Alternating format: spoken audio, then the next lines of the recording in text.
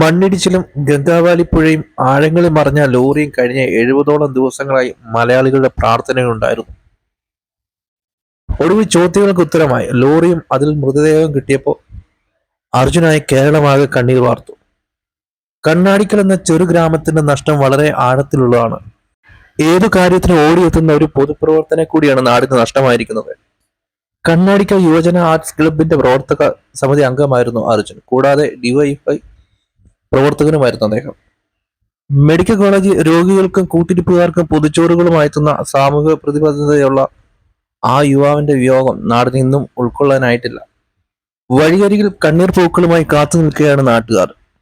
ഇവിടെ അർജുനെ അറിയാത്ത ആരുമില്ലെന്നാണ് നാട്ടുകാർ പറയുന്നത്. അർജുന്റെ നാട് എന്ന് അറിയപ്പെടണമെന്നാണ് ആഗ്രഹമെന്ന് പറഞ്ഞ് അർജുന്റെ അയൽവാസികൾ വിതുമ്പി. വികാരനിരഭരമായാണ് കേരളം അർജുനെ ഏറ്റുവാങ്ങിയത്. കേരള കർണാടക അതിർത്തിയായ തലപ്പാടിൽ വച്ച് മഞ്ചേശ്വരം ബ്ലോക്ക് പഞ്ചായത്തിന്റെ നേതൃത്വത്തിൽ അന്തിമോപചാരം അർപ്പിച്ചു. കോഴിക്കോട് ജില്ലാ അതിർത്തിയായ അഴിയൂര് സർക്കാരിന്റെ പ്രതിനിധിയായി മന്ത്രി MK ശശീന്ദ്രൻ മൃതദേഹം ഏറ്റുവാങ്ങി. പൂലാടിക്കുന്നിൽ നിന്ന് ആരംഭിക്കുന്ന വിലാപയാത്രയ്ക്ക് ലോറി ഡ്രൈവർമാരും കണ്ണാടിക്കലിൽ നിന്ന് ജനകീയ കൂട്ടായ്മ നേതൃത്വം നൽകും. 1 മണിക്കൂർ നേരം വീട്ടിൽ പൊതുദർശനത്തിൽ വെച്ച ശേഷം 11 മണിയോടെ സംസ്കാര ചടങ്ങുകൾ നടത്താനാണ് തീരുമാനം.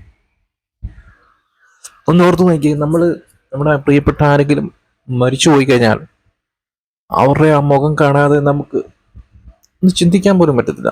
നമുക്ക് എങ്ങനെയെങ്കിലും അവരെ ഒന്ന് കാണണം, അവരുടെ അടുത്തിരിക്കണം, അവരെ എന്താ പറയാ, അവർക്കൊരു ഉമ്മ കൊടുക്കണം. ഇങ്ങനെയൊക്കെ ഒരുപാട് ചിന്തകളായിരിക്കും നമ്മുടെ മനസ്സിൽ. അങ്ങനെ ആ ഒരു മുഖത്ത് നോക്കി തന്നെ നമുക്ക് ഇരിക്കാൻ തോന്നും. അല്ലാതെ നമുക്ക് ഭയങ്കര സങ്കടമാണ്, വിഷമമാണ്. അവരെക്കുറിച്ചുള്ള ഓർമ്മകൾ നമുക്ക് ഇങ്ങനെ വന്നുകൊണ്ടേയിരിക്കും മനസ്സിൽ. അപ്പൊ ഈ ഒരു അവസ്ഥ എന്ന് ഓർത്ത് നോക്കി. അർജുന്റെ മുഖം കാണാൻ പറ്റത്തില്ല, അത് പൊതിഞ്ഞു വെച്ചേക്കാണ് ശരീരം, അത് തുറക്കാൻ പറ്റത്തില്ല. ആ ഒരു അവസ്ഥ ആ വീട്ടുകാർക്ക്, അമ്മയ്ക്കും അച്ഛനും സഹോദരങ്ങൾക്കും പിന്നെ ഭാര്യയായ കൃഷ്ണപ്രിയയ്ക്കും, കുഞ്ഞിന് പിന്നെ അതൊക്കെ തിരിച്ചറിയാനുള്ള പ്രായമൊന്നും ആയിട്ടില്ല. എങ്കിലും ഈ ബഹളമൊക്കെ കാണുമ്പോൾ അതിന് മനസ്സിലാവും എന്താണ് സംഭവിക്കുന്നതെന്ന്. ഓർത്ത് നോക്കി ആ ഒരു അവസ്ഥ.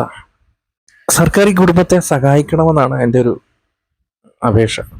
കാരണം അദ്ദേഹം വീട് വെച്ചതൊക്കെ കടമെടുത്തിട്ടായിരിക്കും. അപ്പൊ ആ കടങ്ങളിൽ നിന്നെല്ലാം അവരെ എന്താ പറയുക രക്ഷിക്കണം. ആ ഒരു കടബാധ്യതയിൽ നിന്നെല്ലാം അവരെ രക്ഷിക്കണം. ആ കുടുംബത്തിന്, ആ കുഞ്ഞിനൊക്കെ എന്താ പറയുക എല്ലാ സഹായങ്ങളും സർക്കാർ ചെയ്തു കൊടുക്കണം. അവരെ കൈവിടരുത്, അവരെ എന്താ പറയാ, അവരെ വിട്ടുകളയരുത്. ഈ ജനങ്ങളുടെ ഈ കാര്യം എനിക്ക് ഇന്നലെ അറിയാമായിരുന്നു. അവിടെ ജനം ഭയങ്കരമായിട്ട് കൂടും, അത് ഞാൻ എൻ്റെ വീഡിയോയിൽ പറയുന്നുണ്ട്. കാരണം മലയാളികൾ അങ്ങനെയാണ്, അവരങ്ങനെ ജാതി മതമൊന്നും നോക്കത്തില്ല ഈ ഒരു കാര്യത്തിൽ. അവിടെ വരുന്നവരുടെ ഡ്രസ്സിൽ നിന്ന് തന്നെ നമുക്ക് തിരിച്ചറിയാൻ പറ്റും ഏതൊക്കെ മതക്കാർ വരുന്നുണ്ട്, എങ്ങനെയുള്ള ആൾക്കാർ വരുന്നുണ്ട് എന്ന്.